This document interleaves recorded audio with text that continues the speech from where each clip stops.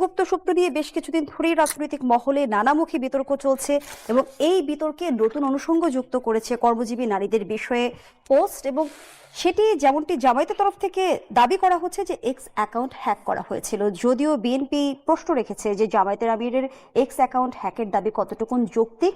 আরও একটি প্রশ্ন সামাজিক যোগাযোগ মাধ্যমে আমরা দেখছি যে ঘুরপাক খাচ্ছে যে আইডি হ্যাক করে বিতর্কিত পোস্ট দেওয়ার পর আবার আইডি নিয়ন্ত্রণ ফিরে পাবার যে দাবি জামায়াত ইসলামী করেছে তা কতটুকু যৌক্তিক? এখন যেভাবে আইডি গুলিকে প্রোটেক্ট করা হয় সেটি হচ্ছে সাধারণত 2 স্টেপ 3 স্টেপ ভেরিফিকেশন থাকে। তো যেটা ঘটে সেটা হচ্ছে একটা ফোন নাম্বারের সাথে আইডিটা থাকে, একটা ইমেলের সাথে আইডিটা থাকে এবং ডিভাইসের সাথেও আইডিটা লক করা থাকে। অর্থাৎ আপনি যে কোনো নতুন ডিভাইস থেকে লগ ইন করলে শুধু পাসওয়ার্ড দিলে হয় না, তার সঙ্গে কোডটা রিসিভ করতে হয় এবং সেই কোডটা এখন কিন্তু ডিভাইসে যায় সরাসরি অ্যান্ড্রয়েডের মাধ্যমে। এখন কিন্তু এসএমএস হয় না অনেক জায়গাতেই। তো যারা এটা হ্যাক করেছিল বলা হচ্ছে যে তারা নাকি পাসওয়ার্ড বদলায় নাই, যে কারণে এটা দ্রুত উদ্ধার করা গিয়েছে। কিন্তু প্রশ্ন হচ্ছে যে পাসওয়ার্ড না বদলালেও হ্যাক করার সময় তারা যে নতুন ডিভাইসে লগ ইন করার চেষ্টা করেছে, এটার মেসেজ তো আসার কথা তাদের ডিভাইসে না, এটার মেসেজ আসার কথা যার ডিভাইসের এগেনস্টে এই আইডিটা তৈরি করা হয়েছে তার কাছে। আমার মনে হয় এই কাজটি যারা করেছেন তারা ডেফিনেটলি জামাতের আমির তার নিজের এক্স হ্যান্ডেল নিজে করেন বলে মনে হয় না, কারণ পৃথিবীর কোনো বড় নেতাই তার এক্স হ্যান্ডেল নিজে হ্যান্ডেল করেন না, একজন কোনো বিশ্বস্ত ব্যক্তি সেটা হ্যান্ডেল করে।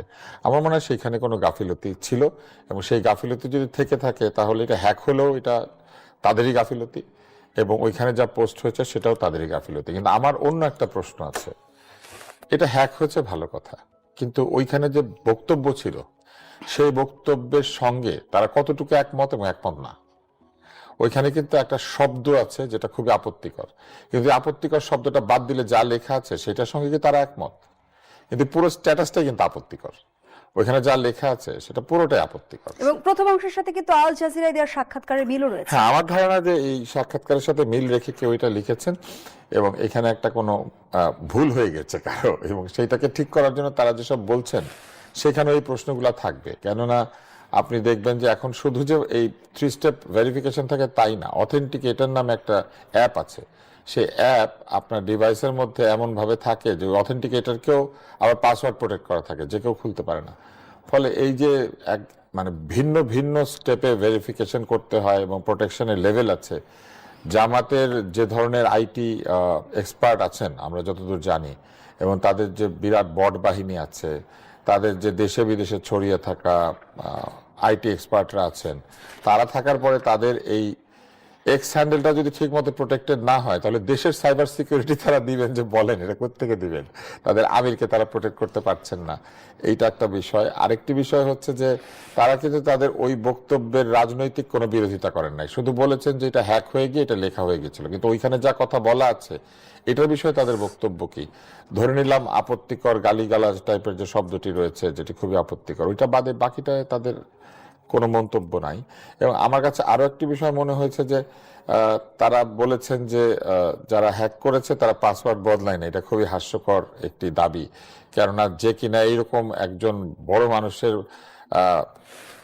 এক্স হ্যান্ডেল হ্যাক করার জন্য এত প্রস্তুতি নিতে পারে, শুনলাম যে প্রেসিডেন্টের দপ্তর থেকে মেইল হ্যাক করে সেইখান থেকে ফাইসিং করে সেইখানে আবার দেওয়া হয়েছে কি যেন অনেকগুলি ম্যালওয়্যার, এত কিছু যে করতে পারে সে পাসওয়ার্ডটা বদলায় না। এইটা ঠিক জানি না, আমাদের হ্যাকাররা আসলে বেশ ভদ্রলোক হয়ে গিয়েছেন। ডক্টর আব্দুল নূর তুষার, বাংলাদেশে মোট ভোটারের অর্ধেক নারী, জামায়াতের নারীদের নিয়ে অবস্থান ভোটারদের মাঝে কি ধরনের প্রভাব ফেলতে পারে বলে মনে করেন? পুরুষ ভোটাররা কি ভাবছেন সেটা আমি জানি না, তবে আমাদের মতো পুরুষ হলে নিশ্চয়ই আমরা এটাতে এক ধরনের আপত্তি করছি। কেননা আমরা দেখেছি যে তারা নারীদের সঙ্গে রাজনীতি করেছেন, নারীদের পাশে বসে রাজনীতি করেছেন, নারীদেরকে প্রশংসায় ভাসিয়ে দিয়েছেন। কিছুদিন আগেই বেগম খালেদা জিয়ার মৃত্যুর পরে তারা একজন নারী নেতৃত্বে এত প্রশংসা করেছেন, তাহলে এত প্রশংসা করতে পারলেন একজন নারী নেত্রীর, অথচ আরেকজন নারী নেত্রী জীবনে কোনোদিন আসবে না অথবা তারা আসতে দিবেন না। তারা তো সেটাই বলেছেন, কারণ তারা বলেছেন তারা ক্ষমতায় যেতে চান। তো ধরা যাক আল্লাহ তাদের এই প্রার্থনা মঞ্জুর করলেন, ইচ্ছা, তো তারা যদি ক্ষমতায় চলে যান তাহলে তো আর বাংলাদেশে কোনোদিন নারী নেত্রী আসবে না, ওনাদের দলে তো কোনো নারী নেত্রীর জায়গা নেই, এমপিরও জায়গা নেই, তারা তো এমপিও করেন। ফলে আমরা যারা মনে করি যে নারীকে তার যোগ্যতা অনুযায়ী বিকশিত হতে দেওয়া উচিত বা তার কাজ করতে দেওয়া উচিত, তার যতটুকু পাওয়ার সেটা সে যোগ্যতা দিয়ে পাবে, আমরা অবশ্যই এটাতে মনক্ষুণ্ণ হয়েছি। আর এর বাইরে নারীরা কি ভাবছেন এটা তো নারীদের মন্তব্য দেখলে বোঝা যায়। তবে তাদের দলের নারীরা আছেন, তারা কিন্তু তাদের দল কর্তৃক নির্ধারিত তাদের যে পজিশন সেটা তো মেনে নিয়েই সেই দল করেন। তাহলে তারা হয়তো বেশ খুশিই হয়েছেন। খুশি হয়েছেন এই কারণে যে তারা সারা জীবন এরকম ভোট চাইবেন বাড়িতে বাড়িতে গিয়ে, তারপরে তারা বক্তৃতা দিয়ে এসে বলবেন যে আমরা সব মেনে নিয়েছি, তারপরে তারা দয়া দাক্ষিণ্যের উপরে থাকবেন এবং তারপরে তারা এইভাবেই রাজনীতি করবেন, তারা যা পাচ্ছেন এটা নিয়ে সন্তুষ্ট থাকবেন। ফলে নিশ্চয়ই তারা খুব খুশি হয়েছেন। কারণ আপনি লক্ষ্য করলে দেখবেন যে দীর্ঘ একটা সময় ধরেই নারীদের নিয়ে এই মন্তব্য করে যাওয়া হচ্ছে। বলা হলো নারীদের কর্মঘণ্টা কমিয়ে দেওয়া হবে 5 ঘন্টা, তারপরে বলা হলো 3 ঘন্টা অতিরিক্ত যেটা তারা কাজ করছেন না সেটার জন্য অতিরিক্ত বেতন পাবেন, তারপরে বলা হলো না ওইখানে তাহলে আরেকজন নারীকে চাকরি দিয়ে দেওয়া হবে। মানে নানান ব্যাখ্যা দিতে গিয়ে সব বক্তব্য এসেছে। তারপরে বলা হলো নারীরা তো রানী, নারীরা ঘরে আসবে রানী হয়ে। তারপরে বলা হলো যে নারীরা কোনোদিন আমির হতে পারবেন না, নারীরা রাজনীতিতে আসলেও আসলে পুরুষের নেতৃত্বেই থাকবেন, শারীরিক সীমাবদ্ধতার কথা নেতৃত্বের বলা জন্য হয়েছে। তাদেরকে তৈরি করা হয় নাই, এবং তারপরে বলা হয়েছে তাদের শারীরিক সীমাবদ্ধতা আছে। এই জায়গাটা আমি বুঝি না যে পেশি থাকা মানেই কি শারীরিক সীমাবদ্ধ না থাকা। পুরুষেরও শারীরিক সীমাবদ্ধতা আছে এবং পুরুষের অনেক ধরনের শারীরিক সীমাবদ্ধতা আছে। সেটা যদি পুরুষরা বুঝতে না পারে, বিশেষ করে আমাদের এই জামাতে ইসলামের নেতৃস্থানীয় ব্যক্তিবর্গ, তাহলে আমি অনুরোধ করবো একদিন তাদের দলে অনেক ভালো চিকিৎসক আছেন, নারী চিকিৎসক আছেন, তাদের কাছে গিয়ে একটু যদি তারা শোনার চেষ্টা করেন যে পুরুষের শারীরিক সীমাবদ্ধতা কোথায় কোথায়, তাহলে তারা বুঝতে পারবেন। তার মধ্যে একটা সহজ বিষয় বলি, পুরুষের বয়স বাড়লে প্রোস্টেট বড় হয়, প্রোস্টেট বড় হলে পেশাব আটকে যায় এবং সারাক্ষণ ওই অনুভূতি হতে থাকে যে আমার একটু পরে মূত্রত্যাগের অনুভূতি হতে থাকে। তো এই যে যত বয়স বেড়েছে মূত্রত্যাগের অনুভূতি নিয়ে সারাক্ষণ যদি একজন পুরুষ নেতা হইতে পারে সারাক্ষণ, তাহলে সেটা নিয়ে তারা কি বলবেন? এটার জন্য পুরুষদেরকে ওষুধ খেতে হয়। সব পুরুষের এটা হয় না, আর অধিকাংশ পুরুষের হয়, তাদের ওষুধ খেতে হয়। এটাকে বলে বিনাইন হাইপারপ্লেসিয়া প্রস্টেট। এটা একটা শারীরিক সীমাবদ্ধতা নয় কি? এটা একটা শারীরিক সীমাবদ্ধতা। অসংখ্য ধন্যবাদ জানাচ্ছি ডাক্তার আব্দুল নূর তুষার। জনাব গোলাম আলা রনি, একদিকে ইসলামের বিধান মেনে জামায়াত বলছে যে নারী নেতৃত্ব সম্ভব নয়, অন্যদিকে আবার বলছে তারা ক্ষমতায় গেলে এখনই শরিয়া আইন কায়েম করা হবে না। আবার আমরা দেখছি ইতিহাসে প্রথম তারা একজন হিন্দু প্রার্থীকে মনোনয়ন দিয়েছে। সব মিলিয়ে জামায়াতের এই অবস্থানগুলো যদি আমরা ভাগ ভাগ করে একটু জানতে চাই, সাংঘর্ষিক কিনা? সাংঘর্ষিক, তাদের অনেকগুলো সাংঘর্ষিক। তারা দীর্ঘদিন যাবৎ, যেমন আওয়ামী লীগ জামানাতে তাদের যে নির্বাচন কমিশন থেকে শুরু করে সরকারের প্রশাসন যন্ত্র এবং আওয়ামী লীগের সঙ্গে তাদের বন্ধুত্ব না হওয়ার পেছনে যে কারণ ছিল, 1 নম্বর ছিল মুক্তিযুদ্ধ। এখন তারা মুক্তিযুদ্ধের ধারক বাহক হয়ে গেছে। অথচ আওয়ামী লীগ জামানাতে যদি এটা হতো তাহলে এই যে রাজনীতিতে জামাতের যে বিশাল ক্ষতি হয়েছে সেটা হতো না।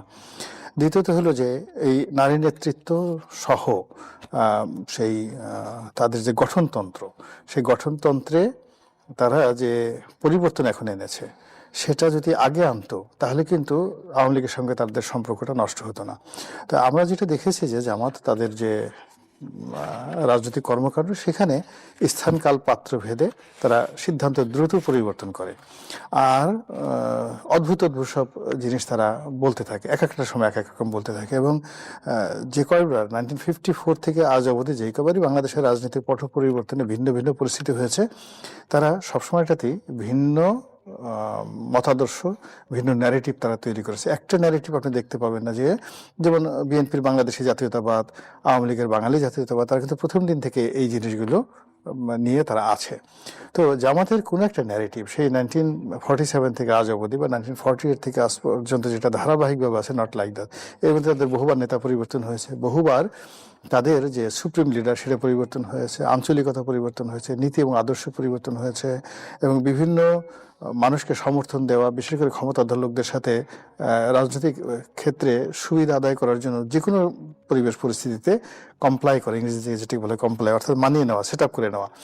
এই জিনিসগুলো করতে গিয়ে এখন বিএনপির লোক তো প্রকাশ্যই বলছে যে জামাতের এই যে চরিত্রটি, এই চরিত্রটিকে ইসলামীতে যেটাকে বলা হয় মুনাফিকি আমরা সব বাংলা যেটাকে বা ইংরেজিতে যেটাকে হিপোক্রেসি বলি।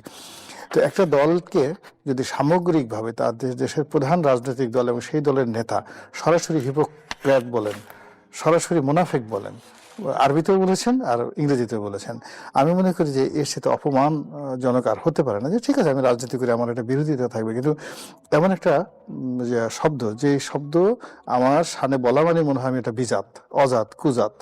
তো এইরকম আমাকে যখন একেবারে বলবো যে এর একেবারে বংশই খারাপ, অজাত রক্তই খারাপ, তো এর সাথে অপমান আর হয় না, বেঁচে থাকার কোনো মানে হয় না। এখন রাজনৈতিক অঙ্গনে জামাতের যারা বিরোধী পক্ষ যারা আছে তারা তাদেরকে বিশ্বাস করে না। Nobody trust them, nobody depend them. এবং তারা যে কথাগুলো বলছে ইট ইস মানে তার এখানে কোনো সাস্টেনেবিলিটি নেই, কনস্ট্যান্ট নেই, কনসিস্টেন্সি নেই, ধারাবাহিকতা নেই। যখন যেভাবে দরকার সেভাবে সেই কথাগুলো বলছে, আবার একটু পরে সেই কথা তারা চেঞ্জ করে একটা ফেলছে। ভিন্ন বিষয় আপনাদের দুজনের কাছে প্রশ্ন রাখতে চাই। আওয়ামী লীগকে পুনর্বাসন করলে বিএনপি আবারও বিপদে পড়বে, এমন মন্তব্য করেছেন এনসিপির মুখপাত্র আসিফ মাহমুদ। তিনি আরো বলেছেন, আমরা শহীদ রাষ্ট্রপতি জিয়াউর রহমানকে একজন জাতীয়তাবাদী নেতা হিসেবে সম্মান করি, তবে তিনি একটি বড় ভুল করেছিলেন আওয়ামী লীগকে পুনরায় রাজনীতিতে ফিরিয়ে এনে। তিনি আরো বলেন, 1/11 সময় আওয়ামী লীগের সঙ্গে ষড়যন্ত্র করে আপনার মেরুদণ্ড ভেঙে দেওয়া হয়েছে, আমরা চাই না আপনার মতো আপনার সন্তানেরও মেরুদণ্ড ভেঙে দেওয়া হোক। জানতে চাই যে আসিফ মাহমুদের এই হুঁশিয়ারির পেছনে কি আওয়ামী লীগ নিয়ে এক ধরনের ট্রমা কাজ করছে? এটা উনি ভালো বলতে পারবেন।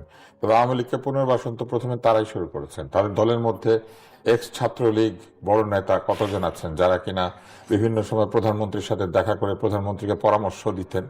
প্রধানমন্ত্রীকে পরামর্শ দেওয়া লোক তো তার দল থেকে এমপি ক্যান্ডিডেটও হয়েছেন।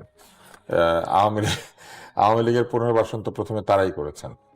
প্রধানমন্ত্রীকে পরামর্শ তার যে কোনো ছাত্র দিতে পারে না, তাই না? যে কোনো ছাত্র নেতাও দিতে পারে না। এটা হচ্ছে একটা। দ্বিতীয়ত, কে কার মেরুদণ্ড ভেঙে দিবে এই ভবিষ্যৎবাণী তিনি যেভাবে করছেন এটা অত্যন্ত আপত্তিকর।